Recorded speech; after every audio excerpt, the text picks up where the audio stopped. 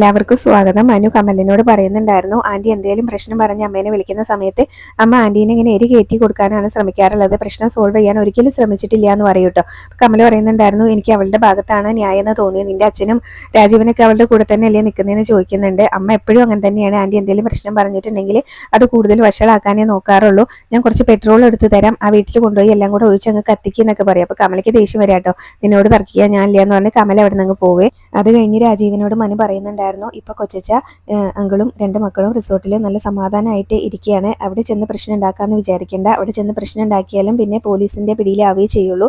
അങ്ങനെ അങ്കിളെ ഒരു കേസ് കൊടുത്തിട്ടുണ്ടെങ്കിൽ ഇപ്പൊ കൊച്ചച്ചന് ഇങ്ങനെ സിംഗപ്പൂരിലേക്ക് പോകാൻ പറ്റില്ല, റിട്ടേൺ ടിക്കറ്റ് ക്യാൻസൽ ആവും എന്ന് പറയാണ് കേട്ടോ. അതുകൊണ്ട് ഇപ്പോൾ എന്തായാലും ഒന്ന് അടങ്ങിയിരിക്കുന്നതായിരിക്കും നല്ലത് എന്ന് പറയുന്നുണ്ടായിരുന്നു. ഇനിയിപ്പോൾ അങ്കിള് കേസ് കൊടുക്കാനിരുന്നതാണ്, അലീനനെ അങ്ങനെ വീട്ടിൽ അങ്കിളിനെ നോക്കാനിരുന്ന ഹോം നേഴ്സിനെ പിടിച്ച് ഇങ്ങനെ പുറത്താക്കി, അതുപോലെ തന്നെ മാനഭംഗപ്പെടുത്താൻ ശ്രമിച്ചു എന്നൊക്കെ പറഞ്ഞ് കേസ് കൊടുക്കാനിരുന്നാണെന്ന് പറയുമ്പോൾ രാജീവൻ പറയുന്നുണ്ടായിരുന്നു, അതിന് ഞാൻ അവളുടെ ദേഹത്ത് പോലും തൊട്ടില്ലല്ലോ എന്ന്, അതുകൊണ്ടാണ് അങ്കിളൊന്ന് ക്ഷമിച്ചത്, ഇനിയിപ്പോൾ അങ്കിളിൻ്റെ ആവശ്യമില്ല അതിന്, അലീന ഒറ്റയ്ക്ക് പോയി കേസ് കൊടുത്താലും മതി, അതിന് തെളിവുകളും സാക്ഷികളൊക്കെ ഉണ്ടാവും എന്ന് പറയാനായിട്ട്.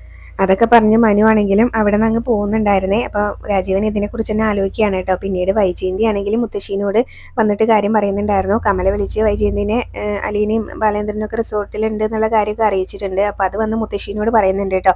അപ്പോൾ ബാലേന്ദ്രൻ ഒരു റിസോർട്ടിലുണ്ട്, കൂടെ അലീന ഉണ്ട് എന്ന് പറയുമ്പോൾ അവൻ എന്നാത്തിൻ്റെ കേടായത്, ഇതിപ്പോൾ ഭയങ്കര മോശമായി പോയല്ലോ എന്നൊക്കെയാണ് കേട്ടോ മുത്തശ്ശിയുടെ സംസാരം.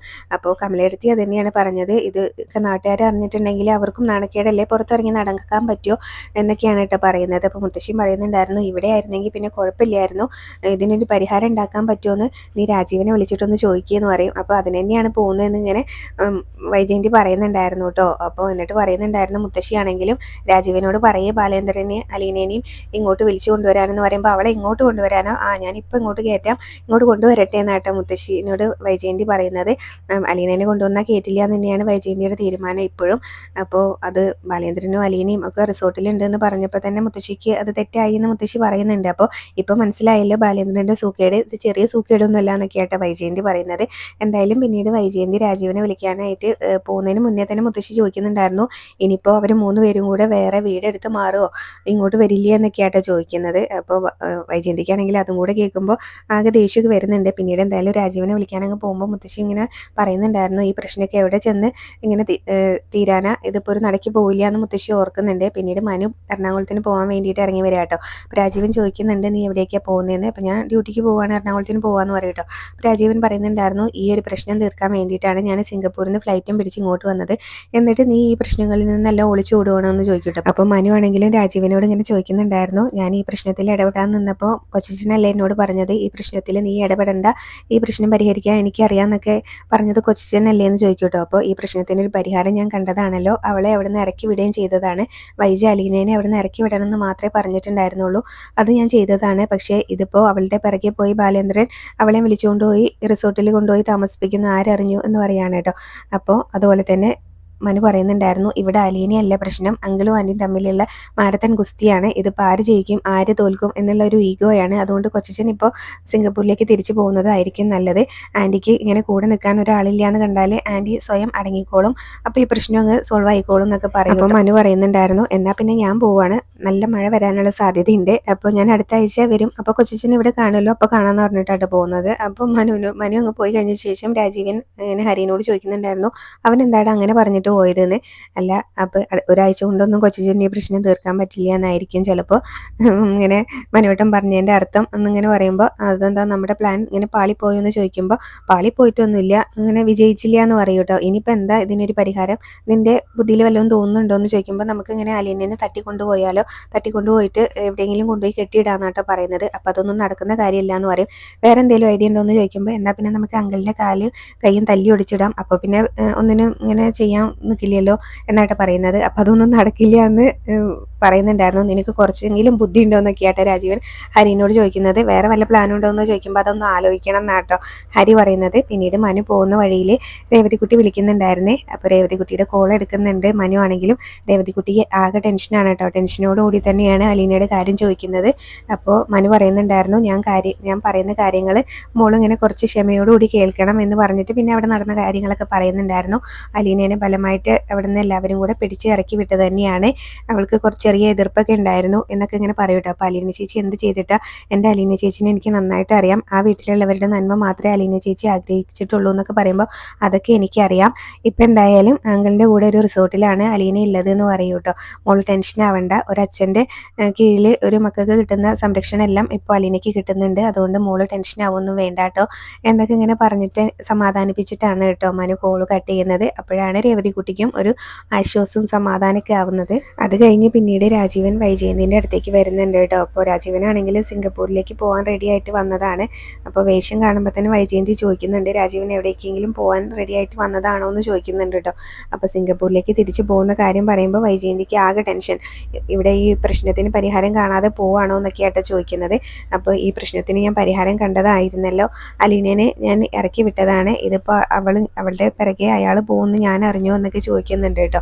അപ്പോൾ പോവാന്ന് പറയുമ്പോഴും വൈജയന്തി ചോദിക്കുന്നുണ്ട്, ഇനിയിപ്പോൾ എന്നെ ഇവിടെ ഇങ്ങനെ ഒറ്റയ്ക്കാക്കിയിട്ട് പോയാൽ ശരിയാവില്ല എന്നുള്ള ഇതിലാട്ടോ വൈജയന്തി സംസാരിക്കുന്നത്. അപ്പോൾ രാജീവൻ പറയുന്നുണ്ടായിരുന്നു, ഇനിയും എനിക്ക് എൻ്റെ ലീവ് നീട്ടി വെക്കാൻ പറ്റില്ല, എനിക്ക് ജോലിക്ക് കയറണം, ഇനിയിപ്പോൾ അയാൾ എന്ന് തിരിച്ചു വരും എന്നറിയാനാന്നൊക്കെ ഇങ്ങനെ ചോദിക്കും കേട്ടോ. ബാലേന്ദ്രൻ്റെ കാര്യം പറയുന്നത്, ബാലേന്ദ്രൻ ഇനിയിപ്പോൾ എപ്പോഴാണ് തിരിച്ചു വരികയെന്നൊന്നും അറിയില്ലല്ലോ, അതുകൊണ്ട് നീ പഴയ പോലെ ഇങ്ങനെ ബാങ്കിലേക്ക് ജോലിക്ക് പോയിട്ട് തുടങ്ങണം, പഴയ പോലെ കാര്യങ്ങളൊക്കെ അങ്ങ് ചെയ്ത് മുന്നോട്ട് പോയാൽ മതി, ഇനിയിപ്പോൾ അവർ തിരിച്ചു വരുന്ന സമയത്ത് നിൻ്റെ ബുദ്ധിക്കും യുക്തിക്കും അനുസരിച്ച് എന്താണോ എന്ന് എനിക്ക് തോന്നുന്നത് അത് ചെയ്താൽ മതി എന്നൊക്കെ രാജീവൻ വൈജയന്തിക്ക് പറഞ്ഞു കൊടുക്കുകയാണ് കേട്ടോ. പലീനേനും കൊണ്ടാണ് ബാലേന്ദ്രൻ തിരിച്ചു വരുന്നതെന്നുണ്ടെങ്കിലോ എന്ന് ചോദിക്കും കേട്ടോ.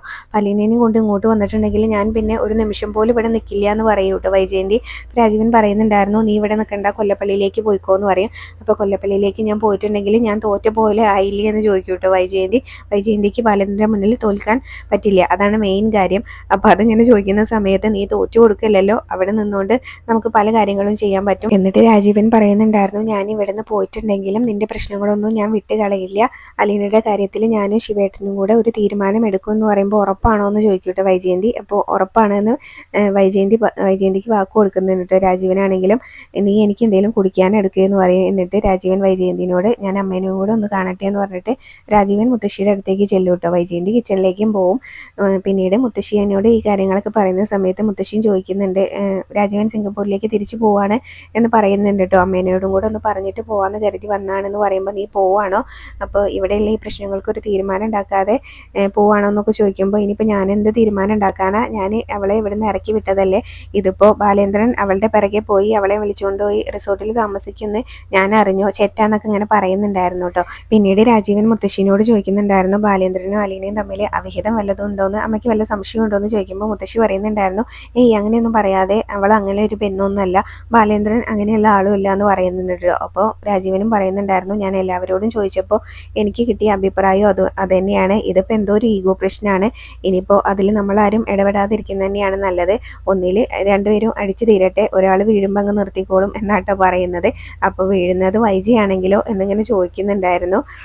അതുപോലെ തന്നെ മുത്തശ്ശിയാണെങ്കിലും. അപ്പോൾ രാജീവൻ പറയുന്നുണ്ടായിരുന്നു, അതപ്പോൾ നോക്കാമെന്നാട്ടോ പറയുന്നത്, ഇനിയിപ്പോൾ അലീനേനെയും കൊണ്ട് ബാലേന്ദ്രൻ ഇങ്ങോട്ട് വന്നാലും തോറ്റു പോകുന്നത് വൈജയന്തി അല്ലേ, ഇനിയിപ്പോൾ അവളെ ഇങ്ങോട്ട് കൊണ്ടുവന്നാലും വൈജി ഇവിടെ നിന്ന് ഇറങ്ങി കൊടുത്താലും തോറ്റു പോകുന്നത് വൈജി അല്ലേ എന്ന് ചോദിക്കുന്നുണ്ട് കേട്ടോ. എന്നിട്ട് മുത്തശ്ശിയാണെങ്കിലും പറയുന്നുണ്ടായിരുന്നു, അവൾക്ക് അലീനേനെ കണ്ടുകൂടാ, അതാണ് ഇപ്പോൾ വലിയ പ്രശ്നം എന്ന് പറയുന്നുണ്ട്. അപ്പോഴേക്കും വൈജയന്തി അങ്ങോട്ട് വരുന്നുണ്ട് കേട്ടോ.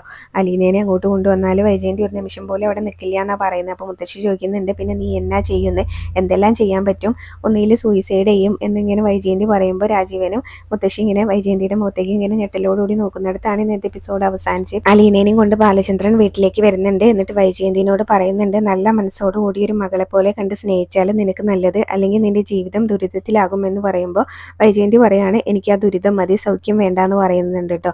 പിന്നീട് മുത്തശ്ശീനോടാണെങ്കിൽ ബാലേന്ദ്രൻ പറയുന്നുണ്ടായിരുന്നു, ഇത് കൈതയ്ക്കൽ മാളിക വീടല്ല, ഇത് നെടുമ്പുരയ്ക്കൽ ബാലചന്ദ്രമേനോന്റെ വീടാണെന്ന് പറയുന്നുണ്ട്. അതുപോലെ തന്നെ കൃഷ്ണമോള് വൈജയന്തിനോട് പറയുന്നുണ്ടായിരുന്നു, ഇനിയും അച്ഛനോട് മത്സരിക്കാൻ നിന്ന അമ്മ തോൽവിയുടെ പടുകുഴിയിലേക്ക് വീണ് പോവുള്ളൂ എന്ന് പറയുന്നുണ്ട് കേട്ടോ. അപ്പോൾ ഇത്രയാണ് പ്രൊമോയിൽ കാണിച്ചത്.